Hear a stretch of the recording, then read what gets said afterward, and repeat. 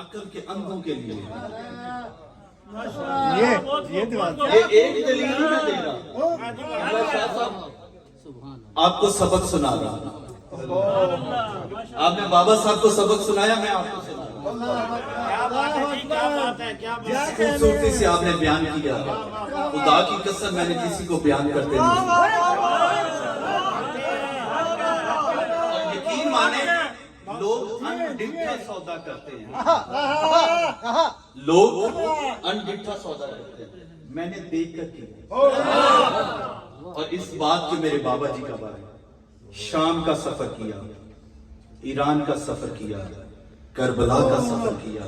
Baghdad کا سفر کیا، نجف کا سفر کیا۔ اس سارے سفر کرنے کے بعد مدینہ پاک میں حاضری دی، سب دیکھا، پتہ چلا کہ ایسے نہیں علی علی ہو رہے۔ اور جس سیدہ کے حق مہر میں جس کے ابو طالب آیا ہو، اور جس ابو طالب کا بیٹا علی ہو، اور پوترے 12 امام ہو، وہ ایک دادے کو جنت میں نہیں لے گا۔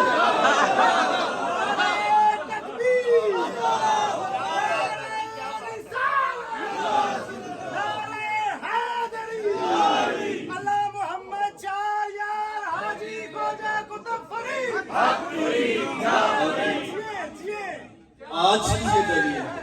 سوال ہے پوری دنیا کے مسلمانوں کے لیے، یہ دلیل دیوار کو ٹیک لگانے والی حدیث سے ثابت ہے۔ ہمت ہے تو بخاری سے حدیث نکالو، تمام ائمہ نے اس کو متفق کا بیان کیا، نکال دو، مان جائیں گے۔ اگر یہ حدیث نہیں نکال سکتے تو پھر مان لو، مانو، اور ایک کو نہیں مانو، امام عبداللہ کو بھی مانو، امام فاطمہ کو بھی مانو، امام آمنہ کو بھی مانو، اور امام ابو طالب کو بھی مانو۔ رحمت و شان ابو طالب زندہ باد، رحمت و شان سیدنا ابو طالب زندہ باد۔ جب حضور کی حدیث سے پاک ہے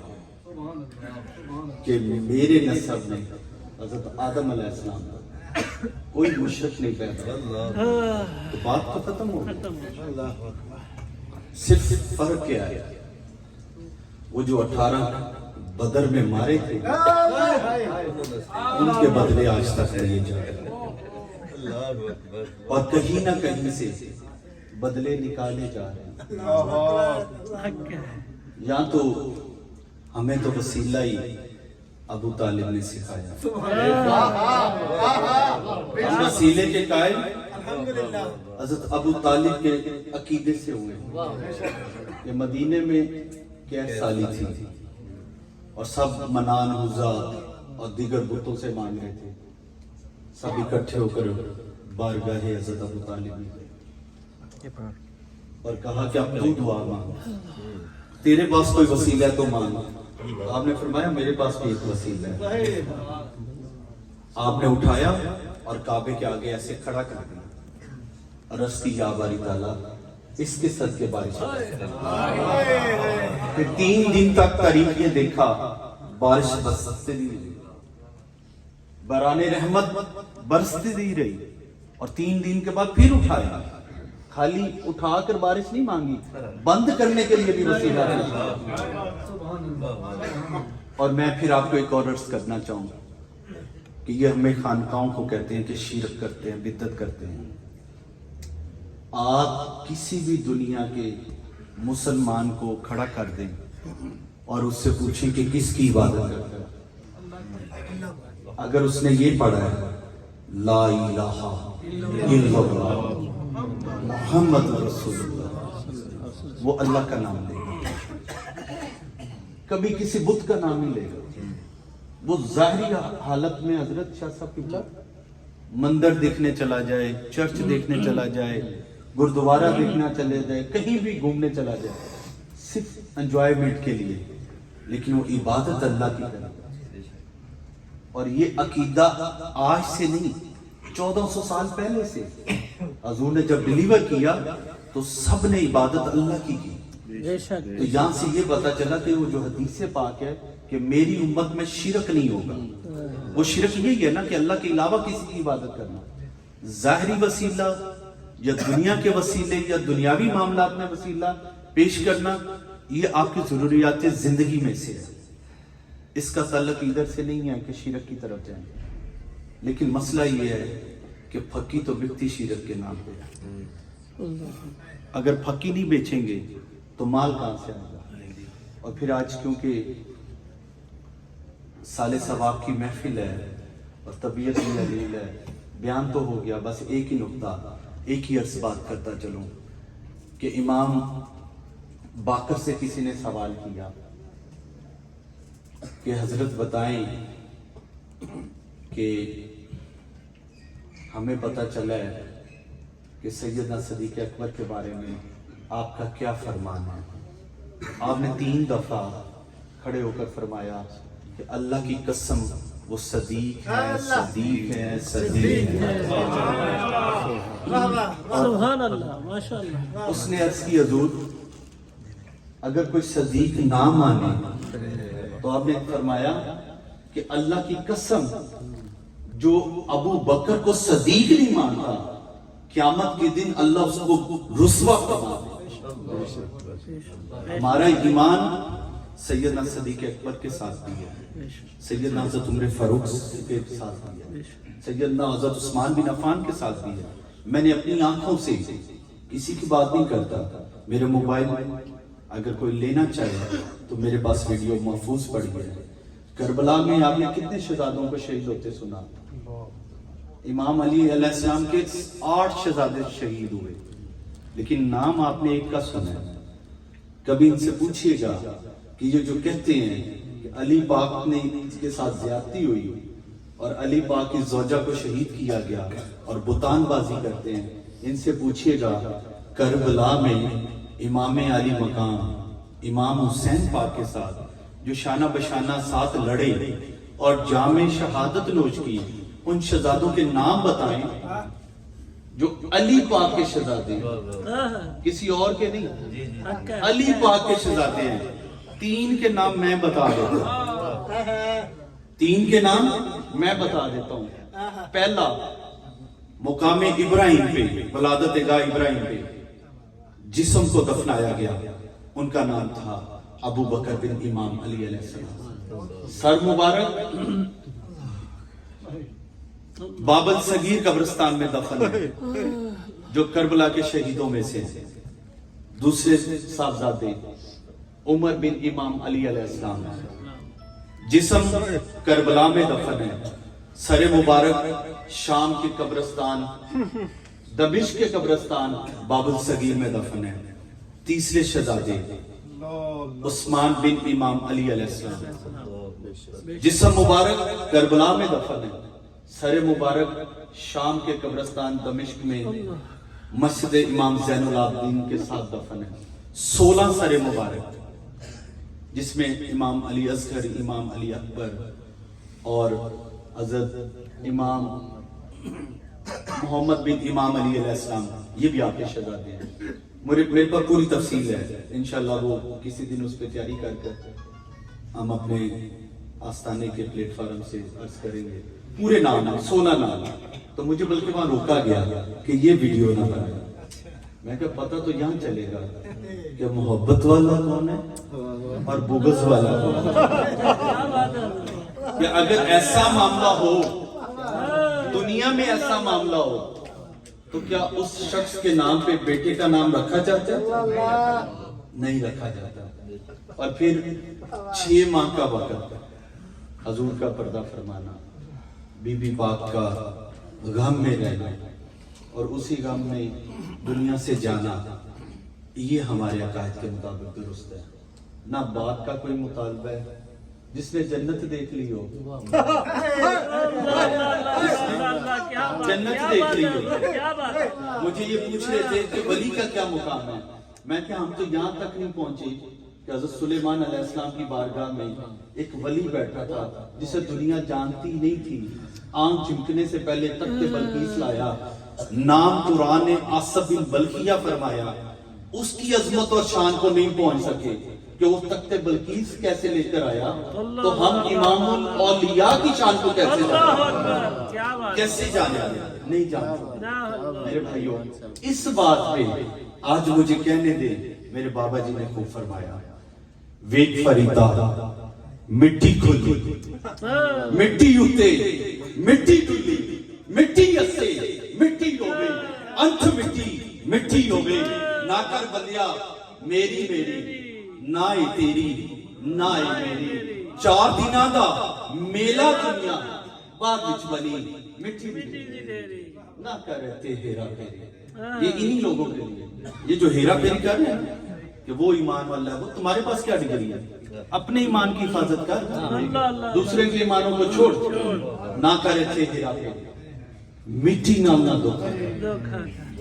تو بھی مٹی او بھی مٹی ذات بات کی گل نہ کر ذات بھی مٹی تو بھی مٹی ذات فقط اللہ دی اچھی باقی سب مٹی مٹی دیا بندیا کادی تیری بلے بلے اج مٹی دے اتے بندیا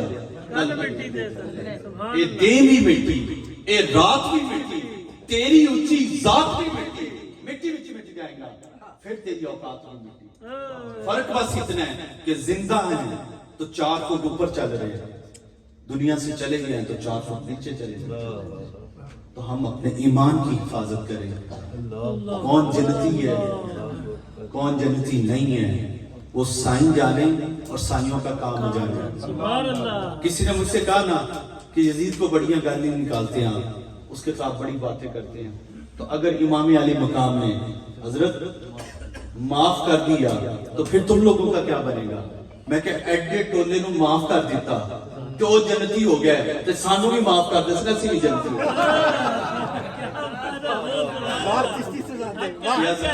اگر انہیں معاف کر دیا جنہوں نے قتل و غارت کی جامع شہادت سب کو نوش کروایا ظلم کیا ان کو معاف کر دیں گے تو ہم نے تو گالیاں نہیں کھائی ہمیں بھی معاف کر دیں گے اللہ ہمارے ایمان کی حفاظت فرمائے اور یاد رکھیے گا آپ کے پاس پیسے نہیں ہیں عزت نہیں ہے کپڑے نہیں ہیں سٹیٹس نہیں ہے منصب نہیں ہے کچھ بھی نہیں ہے ایک دل میں اس دل میں عشق رسول اور محبت اہل رسول اس کو آپ قائم رکھ لیں انشاءاللہ لوگ کہتے ہیں نا کہ جنت کا وعدہ کیسے ہوگا میں آپ سے وعدہ کرتا ہوں اگر دل میں محبت اہل بیت لے کر چلے گئے آپ مجھ سے لگوا لیں کہ پکے جنتی ہیں قبلہ شاہ صاحب فرما رہے تھے نا کہ ٹکٹیں کون دے گا وہی دیں گے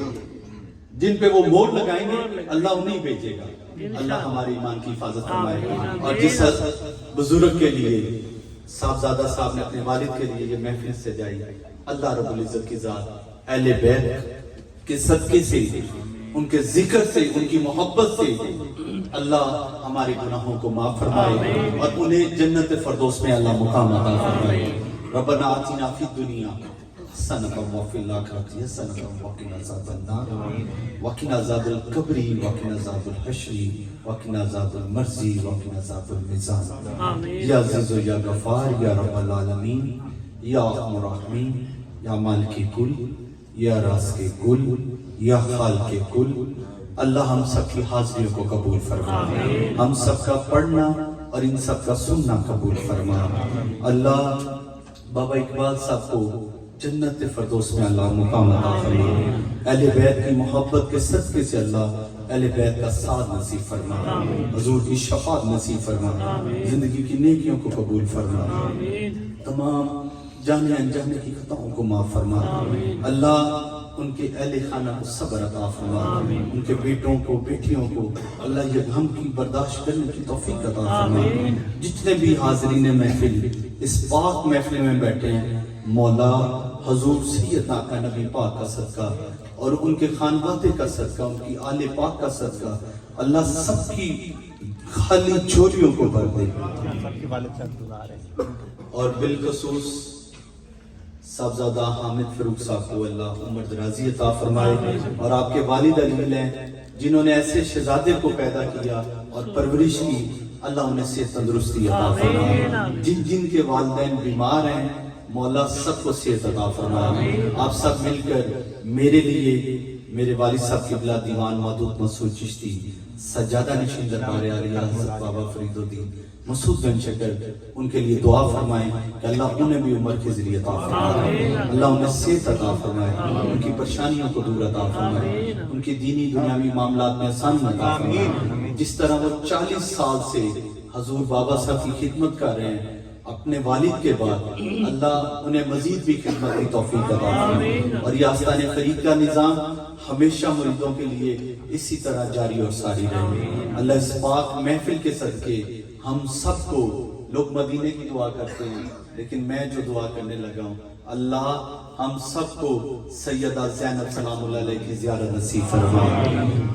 اللہ ہم سب کو شام کی زیارت نصیب فرما، اللہ ہمیں عراق کی زیارت نصیب فرما، اللہ ہمیں ایران کی زیارت نصیب فرما، اللہ ان تمام زیارات کے ساتھ ہمیں مکہ پاک کی زیارت نصیب فرما، جنت معلیٰ کی زیارت نصیب فرما، اللہ ہمیں مدینہ شریف کی زیارت نصیب فرما، جنت بقیع کے تمام اہل بیت کے خاندان رسول کی زیارات نصیب فرما، اللہ تمام صحابہ کی بارگاہ میں سلام پڑھنے کی توفیق عطا فرما، حضور کے گنبد خضرا کے سائے کے نیچے درود و سلام کی محفل لگانے کی توفیق عطا فرما، اللہ بیماروں کو شفا عطا فرما، بے ہدایتوں کو ہدایت عطا فرما، اللہ سب کو عشق رسول عطا فرما، زندہ رہیں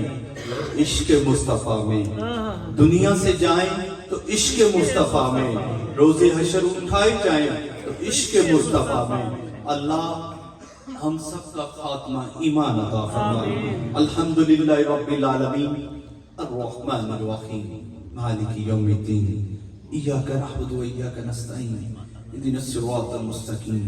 صراط الذین انعمت علیہم غیر المغضوب علیہم ولا الضالین۔ تمام دوستوں کے لیے اوپر والے